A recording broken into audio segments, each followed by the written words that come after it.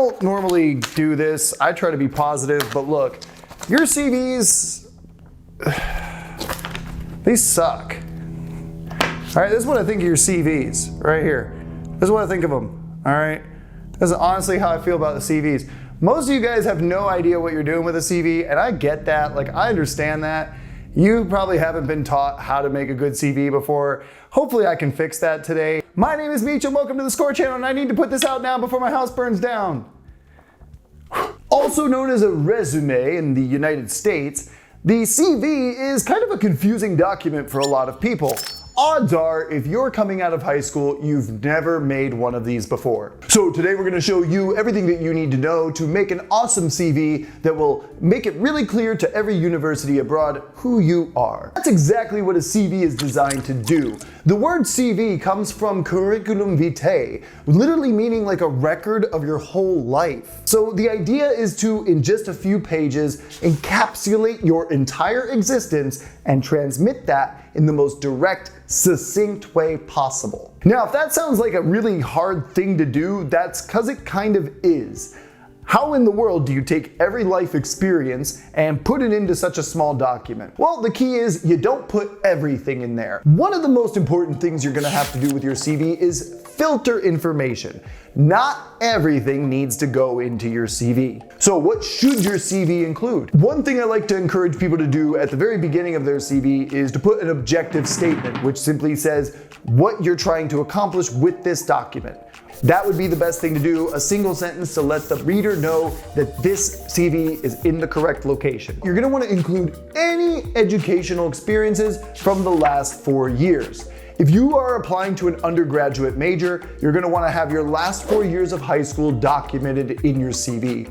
If you're applying to a master's or postgraduate program, then you would want to include your bachelor's studies and also maybe just mention where you got your high school diploma. Education information should include things like your GPA, your position in your graduating class. You might want to include any extra courses or high-level courses that you took. For example, if you did AP courses in an American school, or if you took high-level courses in the International Baccalaureate. After your education information, you're going to want to think about different experiences you've had. You could put things related to volunteering, working at a company, being part of a sports club, starting your own business or NGO. Whatever it is, it should be something that you've done significantly for at least a year. If you're applying to a postgraduate course though, you'll probably have less extracurricular activities and instead focus more on your work experience or your study experiences. What goes on that first page is always going to be more important. And that's another important rule when it comes to CVs. Put things in the order of importance. Even though the custom with CVs and resumes is to put things in reverse chronological order,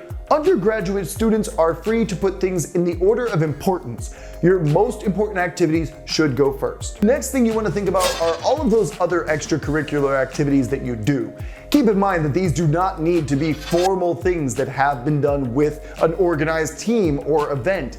If you like to play piano in your home and you've never taken a lesson and you've never played for a band, that's okay. Mention that you play piano. If you've been teaching yourself Japanese in your own free time and you love anime, go ahead and put that. There are really no limits on this section, but do understand that you shouldn't just throw 1,000 things in there to impress people. Another thing you should do to save space is try to consolidate similar activities wherever possible. I see a lot of CVs where they list 7 different volunteer activities, each one that lasted 3 or 4 months. It would really be a lot better to just combine all of these into a single experience. If it's all in one place where you can just talk about all the different volunteering activities that you've done, it's going to be a lot easier for the person reading it to follow, and it will take up a lot less space in your document. And that's going to be important when we get to the end. The next thing to include are any awards or recognitions that you may have received. If you got a prize for, say, winning a literature contest at your school or for having perfect attendance, this would be a good place to put those rewards. You may need to give a brief, but very brief, explanation of your award. For example, here in Peru, we have something called Juegos Florales, which is like spring games, which doesn't always have anything to do with athletics. It's a lot of times academic competitions. If you don't explain what that means, nobody abroad is going to understand what that award was for. So you should at least just give a quick synopsis or say the event that you won so that people can kind of figure it out. So with your objective, your education, your extracurriculars, and your awards all figured out, what's left to do? If you're anything like most of the people I've worked with, you need to go in and reduce your text significantly. The number one mistake I see on CVs is people putting way too much personal information, too much feeling into a CV.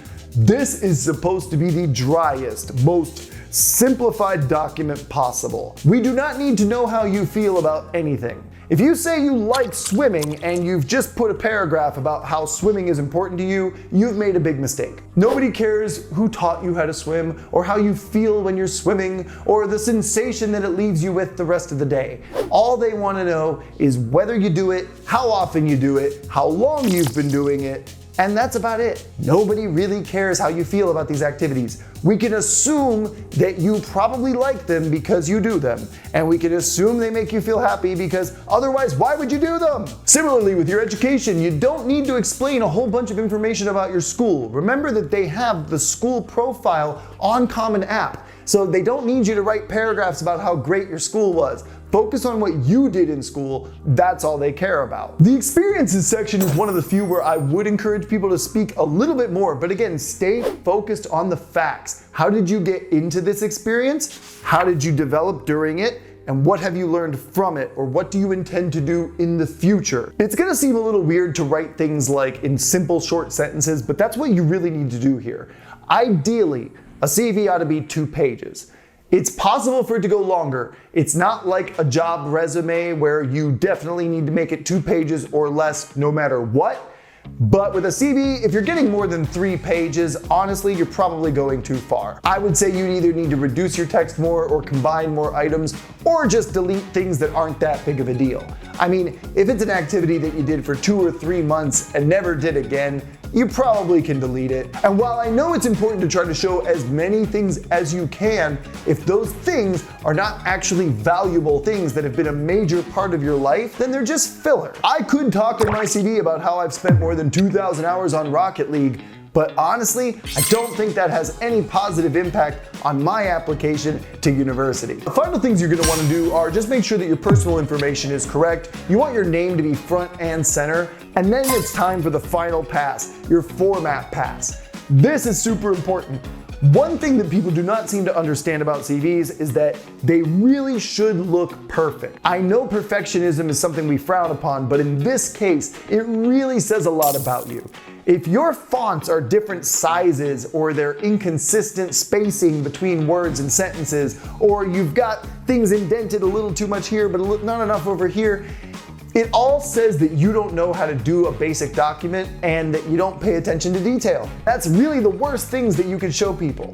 So you want to make sure that this document is spotless. I mean, perfect grammar, perfect spelling, make sure everything's aligned properly. If you use size 11 font in this paragraph, it should be the same in this other paragraph. If you use a purple bullet point, it should be purple everywhere. If you indent this much when you put a title, it should be here too. Consistency is everything. If you feel that you've gotten your CV all perfectly formatted and it has all the information that you can comfortably fit into your 2 or 3 pages, and you have good details about the right kind of events, you're probably ready to go. Have somebody look it over, show it to a teacher, show it to a friend, get somebody else's opinion, because odds are there's something that you have missed. Even myself, when I have applied for jobs and I put together a new CV, I always show it to somebody else and say, take a look please, let me know if there's something missing, because it's really easy to lose track of what you're doing when you're working on a document that's all about you. You know everything about your life. You remember all these details. Nobody else does. So you might have an inconsistency that makes sense to you, but to a total stranger, It's extremely confusing. And that, my people, is basically everything you need to know to make your CV for university. If you've already done it and you want to share it or get some feedback on it, let us know at prepwithscore.com because I would love to take a look at your work. If you're looking for more support for your CVs, check out the live stream that I did a few weeks ago where I built my own CV for university. And I just went through each and every part to kind of show you what it should look like when you're done. So that can help you out a lot. And if you need any more assistance, you can always go to prepwithscore.com and hit us up for more details. I'll see you next week.